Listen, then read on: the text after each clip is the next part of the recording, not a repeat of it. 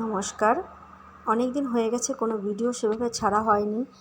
ভাবলাম মায়ের পুজোর ভিডিওটা দিয়েই আমি শুরু করি আমার ইউটিউবের ভিডিও। সেই কারণে দেখো চলে গিয়েছিলাম মাকে পুজো দিতে। এই 2 বছর ধরে যাওয়া হচ্ছে। এর আগে না সেভাবে যেতাম না, তবে এই 2 বছর ধরে মায়ের কাছে গিয়ে পুজো দিচ্ছি। ছেলেদেরকে শেখাচ্ছি নিজেদের কালচার, নিজেদের সমস্ত কিছু শেখাতে হবে, নয়তো কী করে ওরা জানবে আমাদের ধর্মে আমাদের কীভাবে পুজো আচ্চা সমস্ত কিছু হয়। তাই সেই কারণে চলে গেছিলাম ব্যাঙ্গালোরে আমাদের পুজো স্থানে। এখানে সরস্বতী পুজো প্রত্যেক বছরই হয়, দুর্গা পুজো, কালী পুজো, লক্ষ্মী পুজো হয়।